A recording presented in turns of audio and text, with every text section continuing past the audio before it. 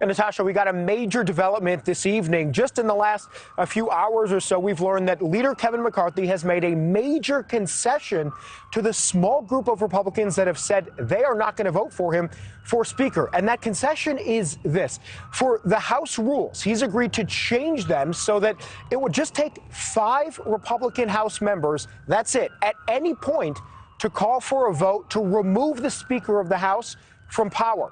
Now, that is a big concession, and it's one that even Kevin McCarthy himself just a couple of weeks ago said he would never support. But it's pretty clear at this point that he doesn't have enough Republican support to become Speaker of the House. He needs 218 votes total to become Speaker. You have 222 Republicans, so he can't afford to lose a whole lot of them. And right now, it appears he simply doesn't have the number that he needs to get the Speaker's gavel, and he's continuing to try to negotiate his way to the gavel. Now, McCarthy made that announcement earlier today on a conference phone call. And what we're told is that there are a whole lot of members who actually support McCarthy, some of his allies, that are pretty upset tonight that he made this concession at all. They think that it's going to weaken the power of the Speaker if McCarthy actually does become Speaker, and that's going to make it a lot harder for him to sort of unite his party on big bills, on big pieces of legislation, on any one issue,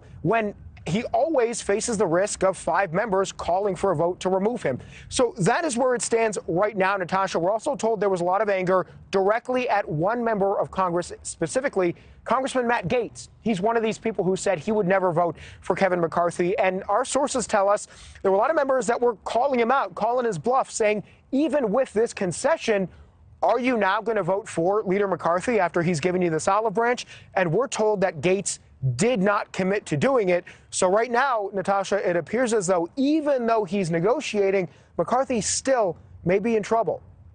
It's interesting, Joe, and have we ever seen anything like this before? Is there any historical example that may give us a clue as to how this will play out? So not in the modern era at all, Natasha. I mean, this has happened before, but you got to go back literally a century. 1923 was the last time we had a vote for Speaker of the House that wasn't resolved after just one round of voting.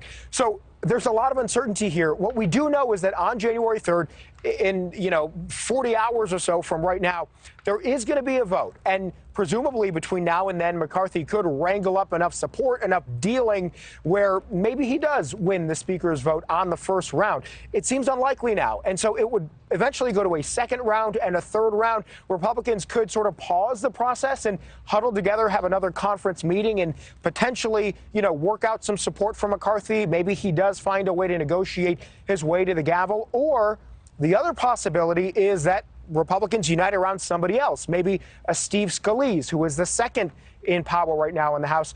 A lot of uncertainty. Our sources are still telling us they think McCarthy will find a way to pull this out, but it is totally not certain at this point, and it's not really a conventional way to be starting off the first day of a new Congress, Natasha. Yeah, unconventional is right. Joe Khalil bringing the latest for us from D.C. We